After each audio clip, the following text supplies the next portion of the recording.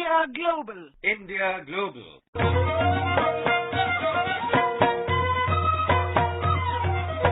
Hello and welcome to India Global, in which we journey to countries across the globe. And here's a snatch of music from the country we're headed for this week. Gangnam Style. 낮에는 따사로운 인간적인 여자 커피 한 잔에 여유를 아는 품격 있는 여자 Psy singing his hit single Gangnam Style, which has garnered over 2 billion hits on YouTube. UN Chief Ban Ki-moon, also from South Korea, has called the song a force of world peace. What with the world and even some of its leaders dancing to its moves. So join us as we visit Korea, the land from where Taekwondo originated, and Gangnam is a district in the capital city of Seoul.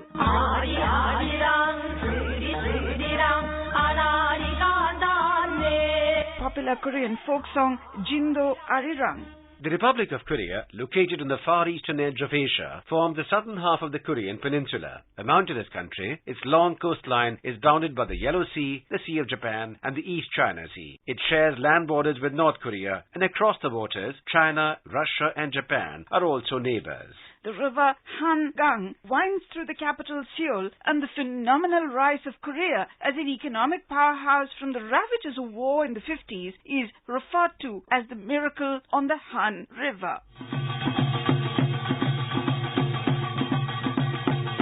That was Samulnori Korean percussion music. Under Japanese colonial rule in the 20th century, Korea today is a democratic republic with powers centralized in a strong executive president elected by direct vote. Christianity and Buddhism are dominant faiths. The people are of the same ethnicity, speak the same language, with the native script, the Hangul. And Korea has achieved nearly 100% literacy.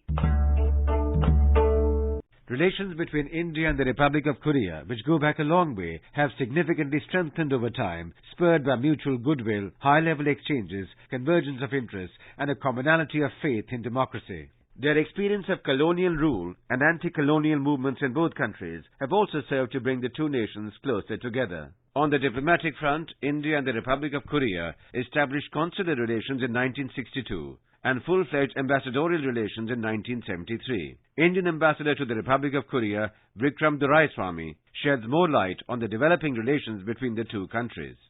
India-Korea relations have developed rapidly since the early 1990s, although we established full-fledged ambassadorial ties in 1973. Our relationship derives a lot from our support for Korea and our role in the Neutral Nations Repatriation Committee, which worked to help resolve and stabilize the situation in the Korean Peninsula during the Korean War in the early 1950s. In the early 1990s, as a result of changes in policies in India and in Korea, as a result of the end of the Cold War, India and Korea began to take a new look at each other, and the trade and economic relationship was the first to get off the blocks, particularly with the focus on looking east as Prime Minister Narasimha Rao led India. Since then, the relationship has moved forward quite rapidly.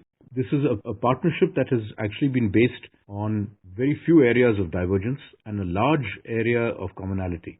As democracies, as countries that believe in the openness of institutions and in full participatory role for the citizenship, India and Korea have a huge vista of opportunities to develop our partnership in political ties, defense ties, strategic ties, and also in the economic relationship, since India is now one of the world's fastest growing markets and Korea is one of the most technologically advanced and entrepreneurial economies in the world.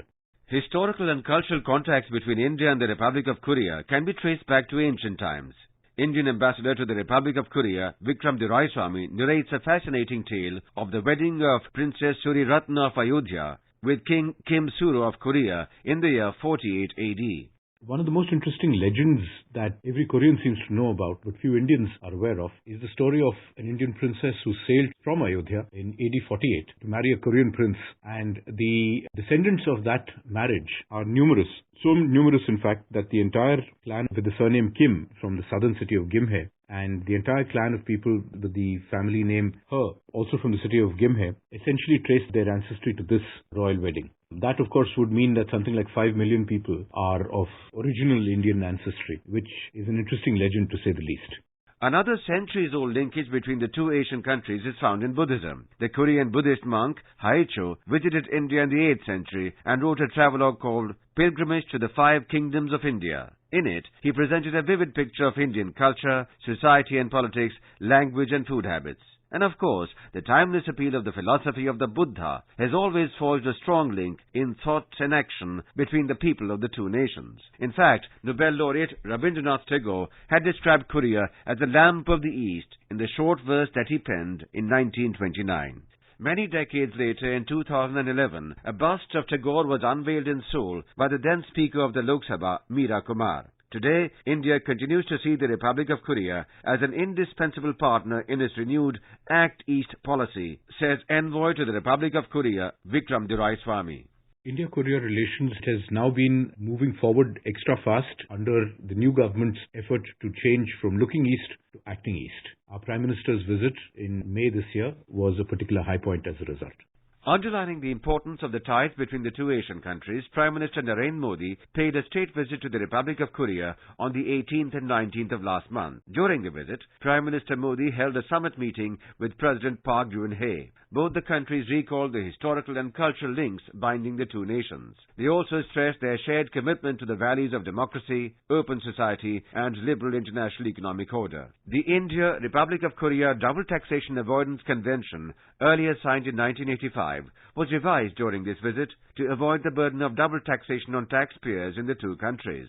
An agreement on cooperation in audiovisual co-production to enable collaboration between the Korean and Indian film industries was also signed. And very importantly, the bilateral relationship between India and the Republic of Korea was upgraded to the level of a special strategic partnership. Economic ties between India and the Republic of Korea have only deepened over the years. For instance, the Korean President has welcomed Prime Minister Narendra Modi's Make in India initiative.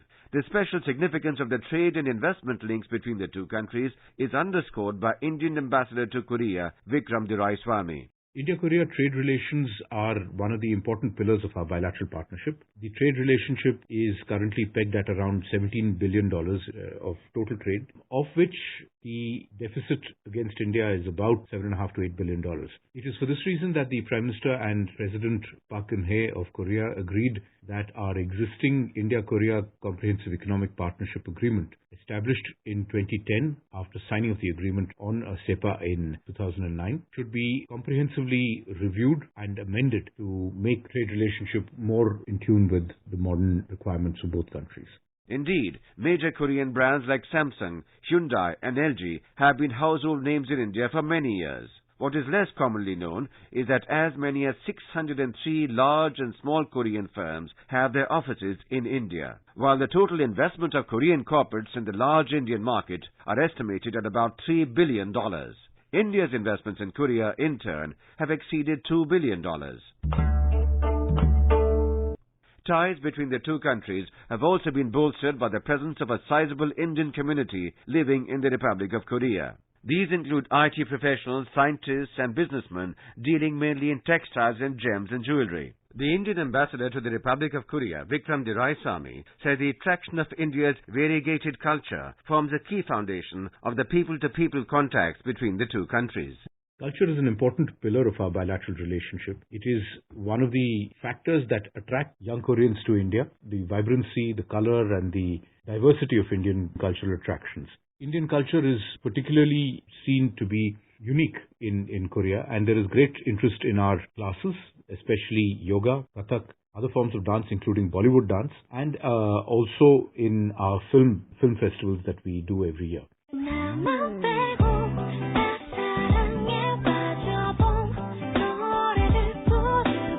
Besides Korea's tech brands, the Korean wave of art, music and films is sweeping shores abroad. Football, apart of course from Taekwondo, which is a national sport, is a passion. And kimchi and other Korean delicacies are on international menus. Well, time to wrap up our visit. Until next time then, goodbye. And travel safe.